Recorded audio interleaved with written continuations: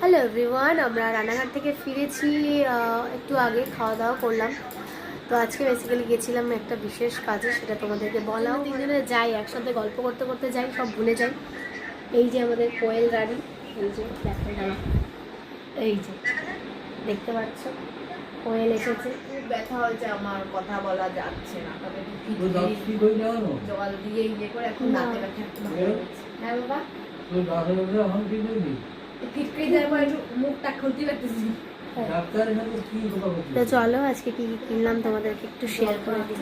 কোয়েল তোমাদেরকে দেখিয়ে দেওয়া আছে কি কেনা আছে। কোয়েল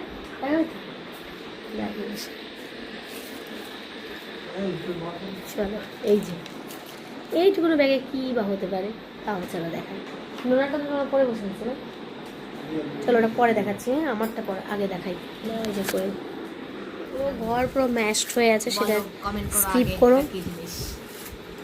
এই দেখো একটা রূপোর গ্লাস, এটা ঠাকুরের জন্য নিলাম, কারণ আমার আগে একটা ছিল, ওটা একটু অনেক দিনের ইচ্ছে ছিল যে ঠাকুরকে এইটা একটা ঠাকুরের জন্য একটা নেওয়া হবে। তো এটা বেশি বড় নিতে পারলাম না, এটাই 1000 টাকা নিয়ে নিয়েছে। আর এটা অনেক পুরনো ছিল। হ্যাঁ, এটা আমি ছোট করে নিলাম। এটা আমার অনেক বড় মালা ছিল, আমার অনেকগুলো ছবিতে আছে মেবি।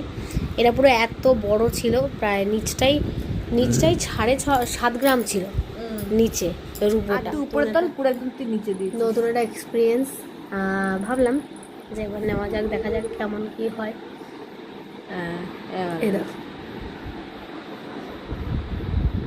বেসিক্যালি আনতে গেছিলাম স্ত্রীর জন্য একটা পায়ের তোড়া, কারণ ওর দুটো পায়ের তোড়া নিয়েছি আমি, মানে দিদি একটা দিয়েছে, আমি একটা নতুন নিয়েছি। তো ভাবলাম এখন একটা পায়ের তোড়া করবে, বেশ ভালো লাগবে দেখতে, মানে হাঁটবে, আওয়াজটা হবে। কিন্তু তারপরে ভাবলাম যে না, দুটো যেহেতু আছে পরে নেওয়া যাবে আর একটা, আগে এটা নিই, কারণ ডিজাইন তো সবসময় পাওয়া যায় না। এটা একটু ভালো লাগলো, তাই জন্য এই ফুলটার জন্যই বিশেষ করে নেওয়া। আর এই চেনগুলো আছে, এগুলো দেখতে বেশ ভালো লাগে। বাট যেহেতু রূপোর কাজ, তাই দেখো এখানে কিন্তু অনেকটা বড় বড় বল দিয়ে দিয়েছে, যেটা আমার কাছে একটু অড লেগেছে। এটা যদি ছোট্ট ছোট্ট বল দিত বেস্ট লাগতো। যাই হোক, এই যে আমি আরও বল ছিল, আমি খুলে ফেলেছি। এই যে দেখো, এই যে রিংগুলো রয়ে গেছে, এগুলো কেটে দেয়নি। তো বললো যে এটা কাটলে ভালো লাগবে না, সেই জন্য এটা রয়ে গেছে। এই যে এইটা হচ্ছে ডিজাইন, তোমরা দেখতে পাচ্ছ, কারণ এটা দূর থেকে হচ্ছিল তো, তাই। এই যে দেখো কেমন লাগলো অবশ্যই জানিও। এটাও একটু দেখিয়ে দিচ্ছি আরও একবার। এইটা মাঝখানে আমি শাখা এবং পলাও নিয়েছি, তো সেটা মেবি অনেকগুলো ভিডিওতে তোমরা পেয়েছো, মানে পরেইছিলাম আমি এইটা। আর এই একটা, এটা দেখালাম, পরে দেখালাম। এইটা আমি জাস্ট কেটে নিয়েছি, যেটা আমার অনেক পুরনো একটা রূপোর চোকার ছিল। তো দাঁড়াও, এটা একটু মানে অনেক সময় হয় না যে কোনো জায়গায় যেতে হয়, বাট সোনারটা তো সবসময় ক্যারি করা যায় না, সেই জন্য এটা রেখে দিলাম। আর এইটা নিয়েছি ভগবানের জন্যে, আমার মহাদেবের জন্যে। এটা আমার অনেক দিনের ইচ্ছা ছিল, আর এটাও মহাদেবের মাথায় জল ঢালার জন্য, আর ঠাকুরকেও দেওয়া। এটাই 11 গ্রাম হয়েছে, তাই আর থালা নিলাম না, থালা আবার 10 গ্রাম। তো প্রায় পড়ে যাচ্ছিলো, কত দাম জানি তোরটা থালাটা? টোটাল থালা আর গ্লাস নিয়ে 4000 টাকা। তো এইটুকুনো গ্লাস আর এইটুকুন থালা, ভাবো কত, মানে থালাটার সাইজ এর অর্ধেক। মনিকা দিয়ে এরকম নিয়েছিল 150 না 200 টাকা দিয়ে, আর আমি নিয়েছিলাম 1000 টাকা দিয়ে বড়টা, 1100 টাকা দিয়ে। ভাবা যায়? এটাকে রূপো বলে কলকাতার লোক খুব বিক্রি করে, কিন্তু রূপো নয়। হ্যাঁ, এটা তোমরা একটু ভালো করে দেখো, কলকাতার এই যে একটা গিফট। হ্যাঁ, এটা বিয়ে বাড়িতে পেয়েছি। ফিটকারি গোলানো আছে। আমার জল পিপাসা পাচ্ছে, এই যে জল, মা জল দিয়ে গেছে, দেখাই। এই যে আমার স্ত্রী ঘুমিয়ে গেছে, তাই আর বেশি দেখাচ্ছি না। কোলের মাথা ধরে গেছে কেন জানি না। যাই হোক, good morning everyone, welcome to our new blog. আশা করছি তোমরা সবাই ভালো আছো। তো এখন আমরা নেমে গেছি স্টেশন। আমার মেয়ে, আর উপরে রয়েছে বড় মা, কাকি, মামি, রুচি, সবাই। এখন আমরা যাচ্ছি হচ্ছে এইমসে, ডক্টর দেখার সময় নেই, চলে গেলাম। হচ্ছে কোয়েল হাঁটছে।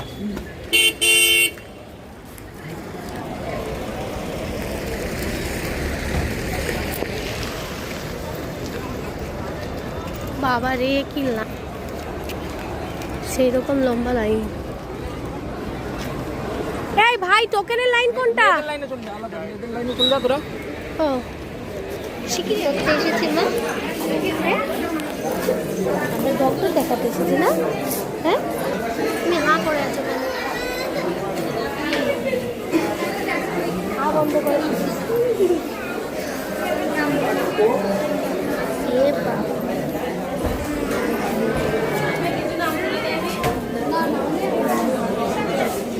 এটা কি আছে? এটা কি আছে? চি চি চি। এ বাবা, চি চি চি। ওই দাও এটা পিগলেট, এটা পিগলেট, এটা পিগলেট, এই যে উপরটা পিগলেট। ওই দেখো আমার নেবে বাবা, তোমার নেবে না। তুমি ভয় পাচ্ছ কেন? কি কি জোরে বলো। ও রক্ত দিতে হবে না, চলো না। পিটাবে ধরে, আমাকে পিটাবে, না দিয়ে গেলে পিটাবে বলেছে। তুমি মারটা খাবে? খাবে? মার খাবে? হাত ধর দেখি, এটা একটা দিদিভাই, এটা একটা দিদিভাই। হাত ধর, হাত ধরো দিদিভাই। ওই তো দিদিভাই এসছে একটা, দেখ। হাত ধরবি তো? ওই যে এই যে সামনে সামনে দিদিভাই, দিদিভাই। ওই যে দিদিভাইটা, দেখেছি দেখেছিস? হ্যাঁ আচ্ছা চলো।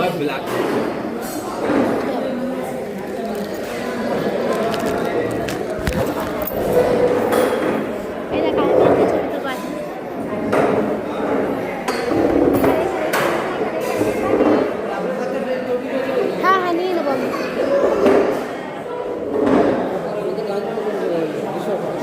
না না নিয়ে নেবো একটা।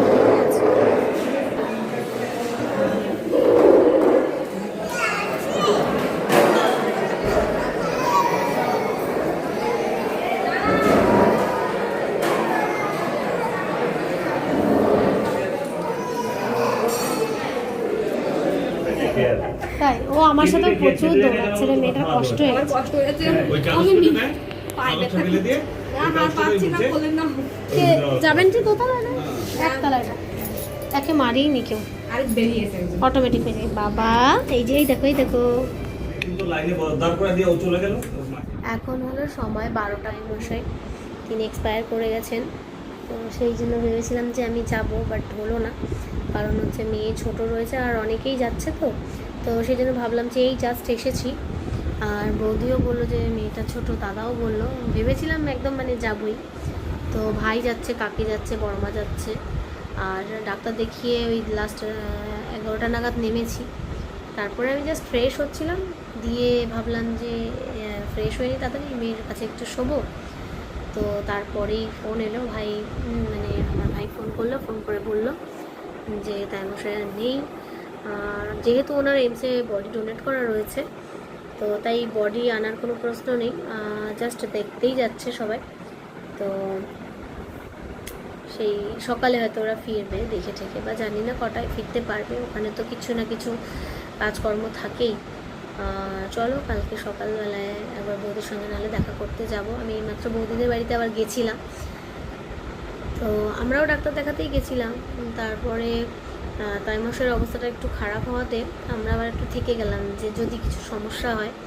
তো সেইটাই হলো, কিন্তু অনেকটা পরে হলো। আমরাও ঘরে জাস্ট ঢুকেছি সবাই, তারপরেই ফোনটা এসেছে, মানে আমাদেরকে বাড়ি পাঠিয়ে দিয়ে তিনি চলে গেলেন। তো যাই হোক, চলো আজকের মতো এখানেই ব্লগটা শেষ করি। কারণ আমিও আর ওখানে কিছু কন্টিনিউ করতে পারিনি, কারণ এরকম পরিস্থিতির মধ্যে কিছু কন্টিনিউ করা যায় না। কারণ ওখানে তো প্রচুর ব্যস্ত থাকতে হয়, প্রথম কথা সেটাই। এখানে সেখানে ওষুধ আনা, এই সেই প্রচুর কিছু। আমাদেরও নিজের কিছু কিছু কাজ ছিল, যেমন এক্সরে ছিল, ব্লাড টেস্ট ছিল, অনেক কিছু ছিল, ডক্টর দেখানো, মেডিসিন নেওয়া, এভরিথিং। একটা মানে ডক্টর দেখাতে গেলে যেগুলো যেগুলো হয়, তো সেই কাজকর্মগুলো করে জাস্ট ফিরেছি। আর মেয়ে আমার ঘুমিয়ে গেছে। মেয়েকে আমি আগেই পাঠিয়ে দিয়েছিলাম বোনের কাছে, রুচির কাছে। তো ও এনে তা প্রচুর কান্নাকাটিও করছিল মেয়েটা, ওই জন্য আরও ভাবলাম যে থাক, সবাই যখন নাই করছে তখন থেকেই যাই। আর তো সবাই রয়েছে, কালকে বৌদি আসুক ফিরে, তারপরে না হলে যাব। তো যাই হোক, চলো আজকে এখানেই শেষ করা যাক। তোমরা সবাই অনেক অনেক ভালো থেকো, সুস্থ থেকো। শুভরাত্রি সবাই।